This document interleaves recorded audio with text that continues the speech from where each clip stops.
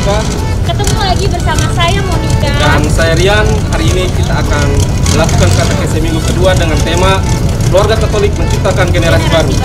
Kita kemana hari ini, Moni? Hari ini kita akan langgar pulau tentunya kalian. Kita akan bertemu, berbincang-bincang bersama Romo Ben Blawa dan juga teman-teman rekan muda Dekenat Adonara. Jadi guys, ayo ikuti kami. Kakak.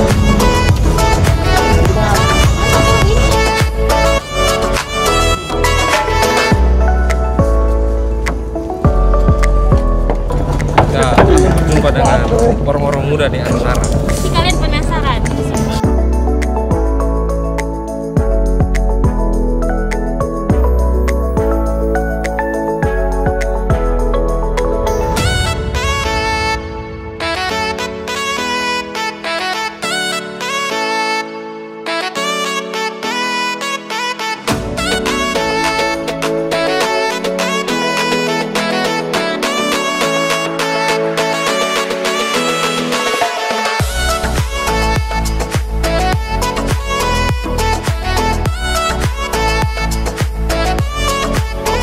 Teman-teman, sekarang kita sudah tiba di Pelabuhan Balebe Adonara.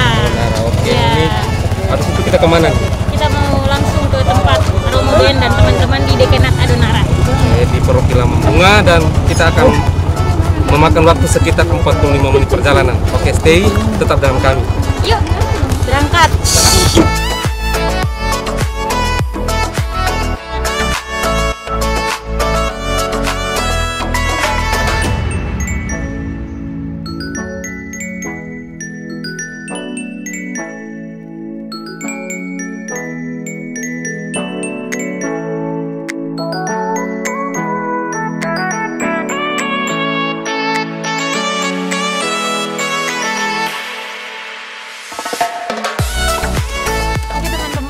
Sekarang kita sudah ada di salah satu paroki di Dekenat Adonara dan kita akan bertemu Romo Ben.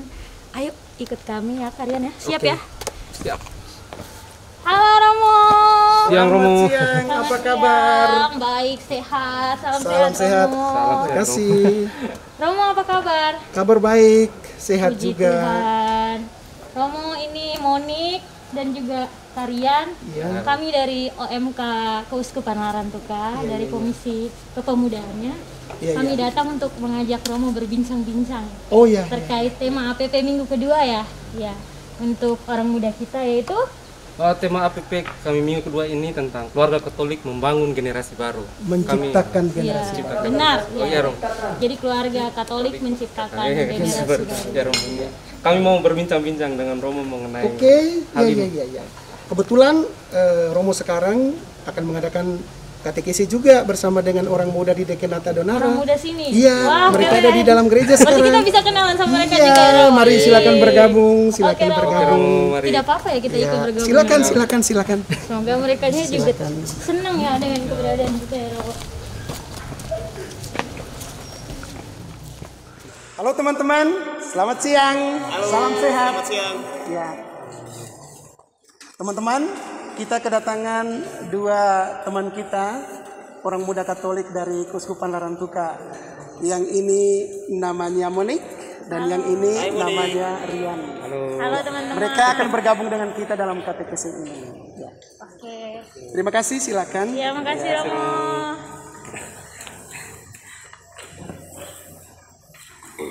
Teman-teman sekalian, mari kita berdiri.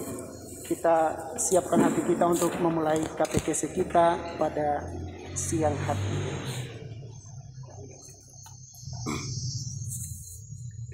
Dalam nama Bapa dan Putra dan Roh Kudus. Amin. Tuhan sertamu. Dan sertamu juga. Kami mengucap syukur kepadamu, ya Allah Tritunggal Maha Kudus. Engkau menghadirkan kami sebagai orang-orang muda di Keuskupan ini untuk merayakan masa muda kami, terutama kami bermenung tentang keluarga Katolik menciptakan generasi baru. Utusan Roh Kudus-Mu menyertai kami semua, dan semoga katekesi ini mendatangkan sukacita bagi kami di kemudian hari, merangkai masa depan kami sebagai orang-orang muda yang sungguh-sungguh mengimani Engkau. Semoga kita sekalian dan perjumpaan kita ini diberkati oleh Allah yang Maha Kuasa, Bapa dan Putra dan Roh Kudus. Amin. Silakan duduk. Terima kasih Romo. Terima kasih Romo. Baik, terima kasih Romo Ben, juga teman-teman dari Dekenat Adonara. Jadi tadi Romo sudah memperkenalkan kami berdua dari perwakilan Keuskupan Larantuka, OMK-nya. Pada kesempatan ini bisa ya kita bergabung untuk KTKC bersama teman-teman hari ini ya. Iya. Ya, terima kasih. Oke. Ada pepatah mengatakan ya, kalau tak kenal maka tak sayang. Tadi sudah kenal kami berdua, maka kita juga harus kenal lebih dalam siapa Romo Ben sesungguhnya yang ada di hadapan kita ini. Mungkin Romo Ben bisa memperkenalkan diri. Oke lah. Baik teman-teman, nama lengkap saya Romo Bernardus Belawawara PR. Saya dipanggil Romo Ben. Lahir tahun 1978. Pada tanggal 16 Februari yang lalu saya merayakan ulang tahun kelahiran yang ke-43. Tentu saja kita semua masih sangat muda ya, dan bercerita tentang masa muda kita ya. Saya ditabiskan menjadi imam di dalam gereja ini. Ya, di gereja Santo Yohanes Bosco Lampunga, gereja ini ya. Yang kemudian di tahun ke-10 berubah menjadi paroki Santo Werenfried Lampunga, dan saya menjadi imam pertama untuk paroki ini. Tepuk tangan. Hebat. Luar biasa Romo. Sejak tahun 2014 sampai dengan sekarang, Bapak Uskup mempercayakan saya untuk menjadi ketua komisi keluarga di Keuskupan Larantuka. Romo menjabat sebagai ketua komisi keluarga. Iya, benar. Berarti tema hari ini sangat cocok kalau kita otomatis berbincang-bincang dengan Romo. Pasti mengenai jabatan Romo sebagai ketua komisi keluarga. Apa sih yang melatar itu? Apakah Romo punya pendidikan khusus atau pernah sempat ingin berkeluarga? Ya, oke.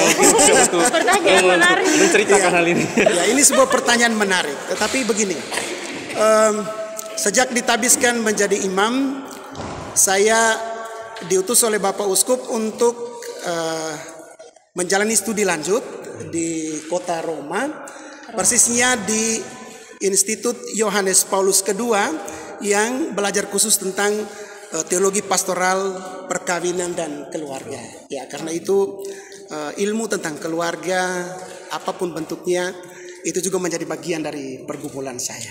Wah, terbaik ya. Berarti kita hari ini menemukan narasumber yang tepat ya teman-teman ya. Tentu saja. Kita membahas tentang tema keluarga Katolik menciptakan generasi baru. Ya. Dan di hadapan kita Romo ini memiliki latar belakang yang pas. Yaitu sudah sekolah tentang keluarga, terus sekarang kegiatannya juga ada di komisi keluarga. Seperti itu. Romo, menarik dari tema kita hari ini bahwa keluarga Katolik menciptakan generasi baru. Iya. Kami ingin tahu makna keluarga Katolik itu apa Romo sebenarnya definisinya? Oke. Teman-teman pasti tahu karena kita semua lahir dari keluarga. Kita datang dari seorang bapak dan seorang mama. Secara sosiologis keluarga itu hadir dalam bentuk ada seorang bapak, ada seorang mama, dan tentu saja ada seorang anak. Dan nanti akan lahir anak-anak yang lain juga. Tetapi banyak orang juga menyebut ada keluarga besar yang melibatkan juga banyak orang lain di dalam satu rumah. Nah, sekolah saya itu didirikan oleh mendiang Santo Papa Yohanes Paulus II. Ketika dia mendirikan sekolah ini, dia punya ideal tentang keluarga Katolik yang dia tuangkan dalam ada satu surat cinta kepada keluarga, judulnya Familiaris Consortio. Dia katakan begini, yang pertama, keluarga itu, keluarga Katolik khususnya itu adalah ikatan orang-orang yang berusaha untuk saling mencintai, dan cinta itu kemudian menghangatkan mereka satu sama lain di dalam rumah tangga. Lalu yang kedua, keluarga itu menjadi sekolah kebajikan. Di dalamnya orang belajar mencintai, orang belajar memaafkan, orang juga belajar untuk saling melayani. Lalu yang ketiga, di tahun 2016 yang lalu, kalau teman-teman ingat itu, kita berbicara tentang keluarga sebagai eklesia domestika. Ya, itu artinya gereja sungguh-sungguh memandang bahwa keluarga itu menjadi pusat iman, pusat pengharapan dan kasih. Lalu yang keempat itu, di dalam keluarga ini pada waktunya generasi-generasi baru itu akan tercipta. Maka keluarga Katolik itu diharapkan bisa mendidik anak-anak ini, menginspirasi mereka supaya mereka berkumpul sehati sejiwa, menjalankan hidup iman, menjalankan hidup moral dengan sungguh-sungguh baik. Nah, oke. Pada tahun 2021 persis di masa Prapaskah ini, keuskupan kita, Keuskupan Larantuka itu mengajak kita untuk bermenung tentang tema keluarga Katolik menciptakan generasi baru. Nah, lihat ya. Anda sekalian pada minggu pertama yang lalu tentu saja sudah mengerti tentang realitas keluarga-keluarga Katolik di wilayah kita. Ya. Diangkat itu macam-macam persoalan yang sedang mewabah di dalam rumah tangga Katolik. Apa itu perceraian, pisah ranjang? Apakah itu permasalahan yang terjadi dalam diri generasi baru dalam kaitan dengan orang malas ke gereja, orang tidak lagi menjalankan hidup Kristennya dengan baik, orang tidak lagi menghargai nilai-nilai moral dalam relasi dan komunikasi dengan sesamanya. Tetapi kita juga tidak memungkiri bahwa ada terlalu banyak keluarga yang bagus sampai detik ini kan. Bahkan kalau saya minta teman-teman untuk bercerita tentang keluargamu masing-masing, kita tentu saja masih punya bapak mama yang sangat menghargai hidup perkawinan mereka sampai dengan sekarang. Dan kita juga lahir sebagai generasi-generasi baru yang sangat menghargai bapak mama kita kan.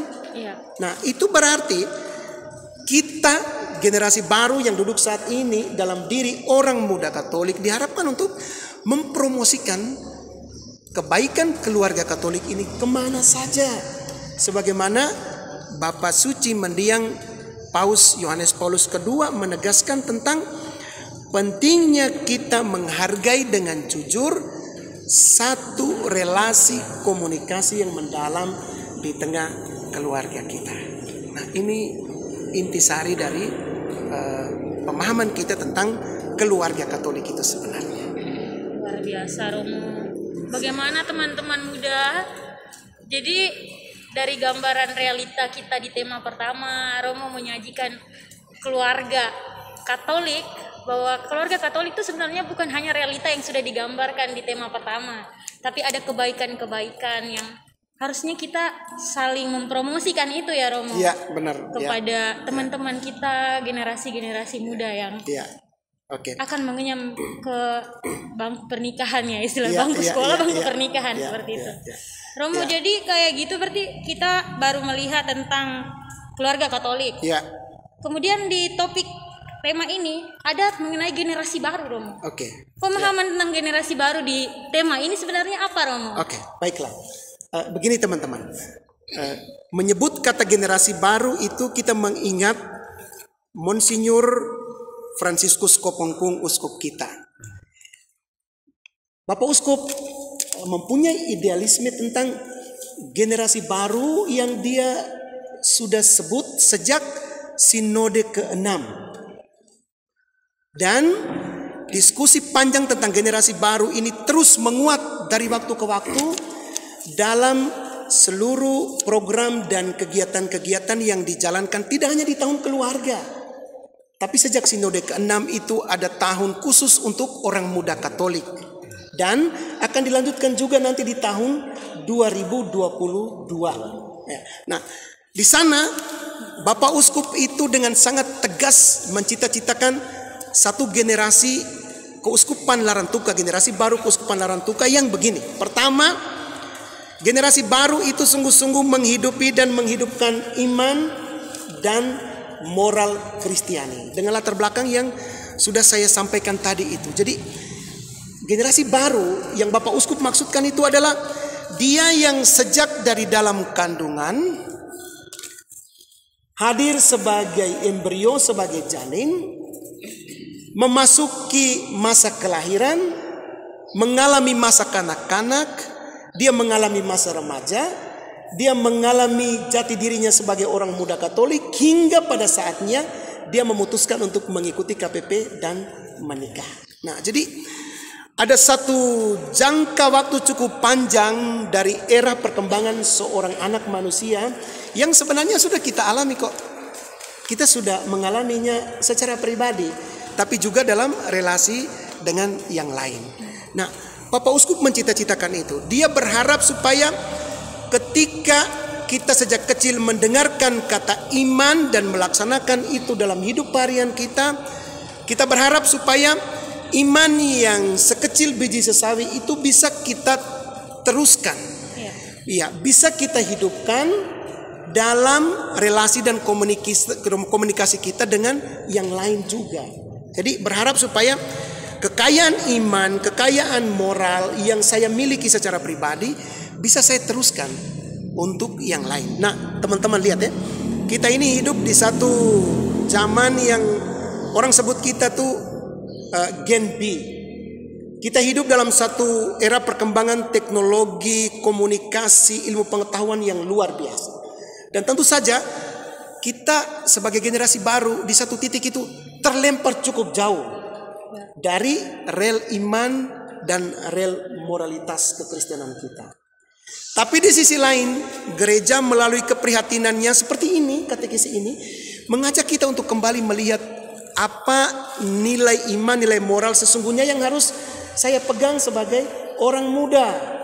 Supaya saya tidak terjerembab dalam pertanyaan-pertanyaan yang mendiskreditkan agama saya di satu pihak, lalu kemudian membuang saya, melempar saya jauh-jauh, lalu mengambil keputusan untuk tidak lagi menjadi orang Katolik misalnya, atau tiba-tiba pada waktunya misalnya memutuskan untuk akhirnya menikah dan melepaskan hidup saya sebagai orang Katolik, menikah dengan tata cara agama yang lain. Ya, padahal gereja itu menganjurkan supaya kita wajib membangun relasi dengan sesama iman dan berharap supaya iman dan moralitas Kristiani itu terus berkembang dalam perjalanan hidup kita. Itu hal pertama. Lalu hal kedua, Bapak Uskup beri tekanan tentang bagaimana generasi baru ini memberikan dirinya untuk pelayanan kepada gereja. Dan sekarang saya senang sekali karena teman-teman sekalian sudah hadir di sini sebagai bukti nyata bahwa gereja sudah memberi Anda kesempatan dan Anda menyumbangkan semua kreativitas, ya, semua bentuk kepedulian Anda dalam pelayanan yang benar-benar utuh kepada gereja. Nah, teman-teman, gereja bilang begini melalui Bapak Uskup, dia bilang ini generasi baru yang punya semangat baru dan terbarukan. Nah, itu berarti kami pihak gereja itu sangat memberikan apresiasi tingkat tinggi bagi Anda sekalian yang sudah sungguh-sungguh memberi perhatian, mendengarkan, lalu kemudian menjalankan hidup iman itu dengan mantap sekali. Ya, jadi kami berharap supaya pada waktunya apa yang Bapak Uskup katakan tentang generasi baru itu menyata dalam contoh. Ketika Anda memegang HP di tangan Anda menjadikan HP itu sebagai bagian dari cara mempromosikan iman Anda. Cara mempromosikan kebaikan organisasi kita, orang muda Katolik itu kepada orang banyak. Anda tentu ingatkan ada satu beato akhir-akhir ini disebutkan namanya Carlo Acutis. Ya. Kenal kan dia? Ya. Iya. Nanti Anda searching di Google, Anda temukan dia. Satu orang muda yang sangat menjadikan perkembangan masa mudanya untuk menciptakan ruang bagi pengenalan iman, pengenalan moral dan juga pelayanan gereja yang lebih mantap. Ya, saya kira-kira begitu penjelasannya. Wah, Ya. Menarik sekali Romo penjelasan mengenai generasi baru ini. Iya. Kalau saya menangkap ini semacam promosi produk. Kalau kita bicara tentang ekonomi, tapi gereja mengambil konsep ekonomi ini sebagai rangka untuk mempromosikan generasi baru. Oke. Gereja merangkum seluruh elemen muda, tidak hanya OMK. Iya. Bagaimana sih Uskupan Larantuka setelah dengan kekuatan generasi baru ini menghidupkan kembali orang-orang muda, menata kembali masa depan orang anak-anak muda dan juga gereja khususnya. Ya, oke. Begini teman-teman, Bapak Uskup berpikir tentang satu penciptaan generasi baru sebagai misi tanpa akhir. Nah, apa maksudnya ini? Begini, bagaimanapun juga berkeluarga, melaksanakan hidup perkawinan itu adalah bagian dari cara hidup kita manusia. Dan itu berarti ketika membangun satu perkawinan Katolik, ketika terbentuk satu keluarga Katolik, di sana otomatis akan ada penciptaan baru. Ya, Anda dalam relasi dan komunikasi dengan masyarakat luas tentu saja juga banyak menemukan kenyataan bahwa ada banyak keluarga belum punya anak. Ya. Ada banyak keluarga sangat merindukan, tapi pada akhirnya mereka belum punya anak. Saya tidak mengatakan tidak, tapi mereka belum punya anak. Gereja meyakinkan mereka bahwa proses penciptaan generasi baru ini tidak berhenti pada pikiran tentang saya punya anak atau tidak punya anak. Karena ketika gereja menyebut dirinya sebagai Ecclesia Domestica, dia merangkum terlalu banyak keluarga, baik yang memiliki anak maupun yang tidak memiliki anak. Jadi kesempatan ini menjadi kesempatan yang sangat berharga untuk kita untuk berpikir tentang kira-kira sebagai orang muda ke depan saya harus bagaimana. Karena melahirkan generasi baru ini satu misi yang tidak punya akhir. Nah, sekarang saya katakan begini ya. Tadi teman Rian mengatakan perkawinan itu seolah-olah menjadi satu brand. Ya, perkawinan itu seolah-olah menjadi satu brand. Generasi baru itu menjadi semacam brand sekarang. Dan itu disebut oleh mulai dari anak-anak sampai ke kakek nenek. Di tahun ini pada masa Prapaskah di Keuskupan ini orang menyebut tentang keluarga Katolik dan juga generasi baru. Nah, Gereja Keuskupan Larantuka itu meminjam istilah branding. Ini kan merek dagang. Ya, hanya untuk mengatakan tentang kebaikan dari keluarga Katolik dan juga kebaikan dari generasi baru ini. Begini maksudnya. Kalau saya menyebut brand keluarga Katolik, di sana itu saya menyebut tentang sebuah keluarga yang lahir dari perkawinan yang satu saja, monogami, dan dia tidak terceraikan. Ini sifat hakiki dari perkawinan Katolik, teman-teman. Jadi kalau kita sama-sama duduk di sini dan sedang berpikir tentang saya harus cari orang pertama dan setelah itu saya sedang berjuang untuk mencari mantan saya, itu tidak benar itu. Sekali lagi, dalam perkawinan Katolik gereja mengajarkan kita untuk menikah satu saja dan tidak terceraikan. Nah, tentu di otak teman-teman sekalian pasti bertanya begini, Romo, kira-kira bagaimana supaya kami bisa hidup bertahan dalam perkawinan yang satu dan tak terceraikan? Nah, begini caranya. Mulai saat ini teman-teman, mari kita membangun satu relasi yang sehat. Bapak Paus Fransiskus berpesan begini, tidak ada pacar sempurna, tidak ada perempuan sempurna, tidak ada laki-laki sempurna, tidak ada bapak sempurna, tidak ada mama sempurna, tidak ada anak-anak sempurna. Kalau saya tanya kalian Anda tentu saja punya pacar sekarang. Nah, saya bisa tanya begini, sekarang itu pacarmu yang keberapa? Ada yang bisa jawab? Mewakili. Ada begini, ya, Romo, bicara soal keluarga yang ada kaitannya dengan generasi muda. Saya pernah berdiskusi dengan pastor rekan kami di pastoran Pater Ferry. Jadi saya bertanya begini, saya bilang, Pater, menurut Pater kalau laki-laki playboy itu kayak gimana? Itu penilaiannya bagaimana? Lalu Pater Ferry dia menjelaskan bahwa sesungguhnya laki-laki yang memiliki pacar lebih dari satu orang itu baik adanya. Karena menemukan belahan jiwa itu bukan berarti kau harus bertahan dengan satu perempuan itu. Nah, dari 5 orang perempuan yang kau kenal, di situ kau bisa melihat, oh dia pacar saya nyaman dengan dia, tapi bukan berarti belahan jiwa. Belahan jiwa, benar. Nah, mungkin belahan jiwamu yang di sebelah sana. Nah, sehingga keluarga muda Katolik yang ketika memutuskan berumah tangga itu banyak persoalan dalam rumah tangganya. Pada akhirnya pisah. Nah, itu hanya karena persoalan itu. Belum bisa menemukan belahan jiwa, sudah putuskan untuk berkeluarga. Nah, prinsip saya, memang kuping saya juga kadang panas, Romo. Karena di atas ya adik-adik saya, di bawah itu sudah berkeluarga.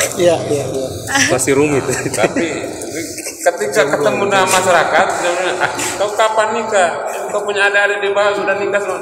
Saya bilang, kita nikah itu butuh kemapanan emosional, kemapanan soal ekonomi. Nah, itu baru ketika kita putusnya ya sudah. Saya ambil orang punya anak ini kan, dia rela kasih tinggal dia punya orang tua hanya karena saya jelek satu ini. Jadi minimal dia datang juga harus rasakan kenyamanan seperti dia di dia punya rumah. Nah, itu. Jadi itu kita sharing. Lalu terima kasih Romo Ben, teman sahabat saya dari OMK Kuskupan. Harapan saya sering-seringlah kita seperti ini. Terima kasih kembali. Luar biasa. Berarti Romo ini merupakan satu bentuk ungkapan isi hati. Sebenarnya keluarga Katolik yang dimaksud salah satu generasi muda yang hadir itu seperti itu, bahwa dia inginnya keluarga Katoliknya ini adalah keluarga yang mapan dalam hal apapun gitu kan. Seperti dalam hal emosional juga harus mapan ya. Benar tidak Romo kayak gitu? Begini teman-teman, sebelumnya nanti saya mulai dari kata playboy ya. Pengalaman. Begini, menyebut kata playboy itu selalu berkonotasi negatif. Itu artinya dia dalam kondisi tertentu mempermainkan perasaan yang ini, melepaskannya, kemudian menjalin hubungan baru dan seterusnya. Tetapi dia sangat beda dalam konteks saya mengenal dia, saya mengenal dia, saya mengenal dia, dan pada waktunya saya memastikan pilihan saya. Nah, yang kedua ini yang harus kita usahakan bersama sebagai orang muda untuk menyepakati satu model pilihan yang baik ke depan. Prinsip dasarnya, teman-teman ingat ya, nikah Katolik itu satu saja dan dia tidak terceraikan. Maka supaya dua-dua ini nikah satu saja dan tidak terceraikan itu bisa terjadi. Nah, gimana caranya sebagai orang muda supaya nanti kita bisa mempertahankan sifat hakiki perkawinan yang seperti ini? Ya, saya tidak sedang menunjukkan tips, tapi gereja meyakini bahwa ketika sebuah relasi dan komunikasi itu dijalankan dengan sungguh-sungguh dalam kapasitas pengenalan yang mendalam, tapi juga dengan satu kesetiaan yang tahan uji. Tadi saya ingatkan Anda, tidak ada makhluk manusia yang sempurna. Maka siapapun yang tahan uji, saling melengkapi satu sama lain, dia akan sungguh-sungguh bertahan dalam kesetiaan perkawinan yang satu saja dan tidak terceraikan ini.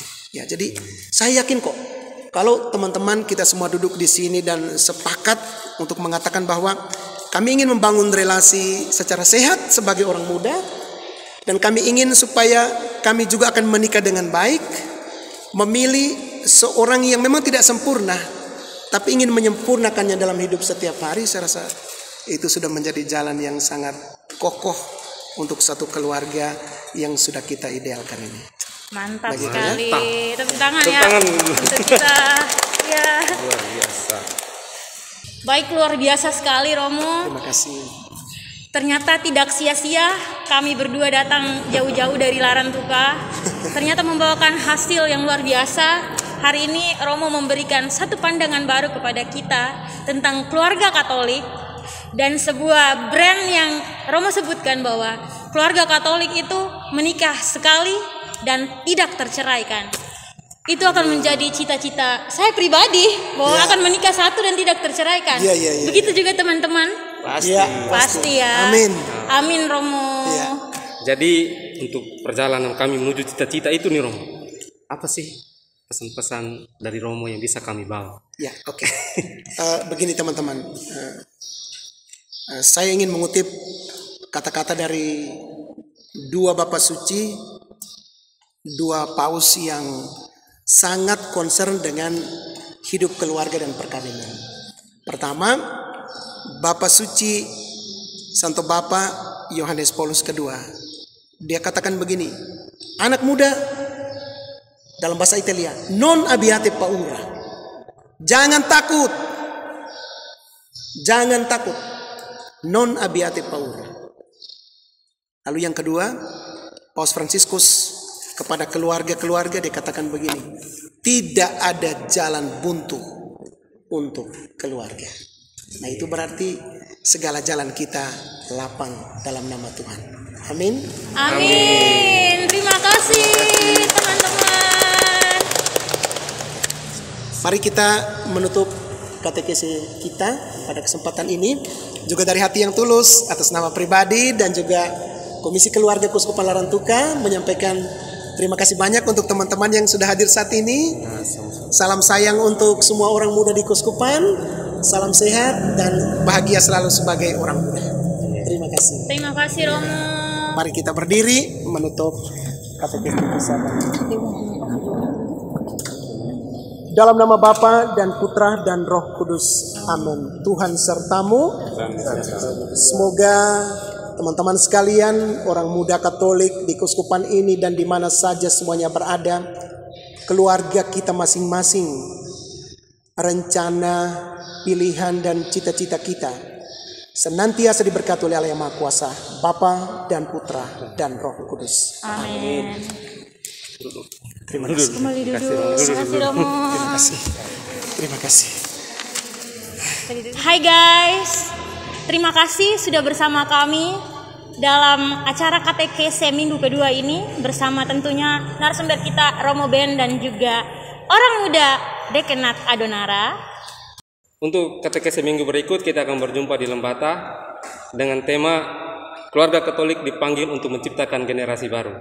Oke kalian, jadi ada narasumber kita di Lembata, tentunya juga akan ada generasi muda, anak-anak OMK Dekenat Lembata. Jadi jangan kemana-mana teman-teman, tetap ada di akun ini dan nonton kami berdua. Tetap bersama Monik dan Karian. Kita jumpa di minggu selanjutnya. Sampai jumpa. Harum balik.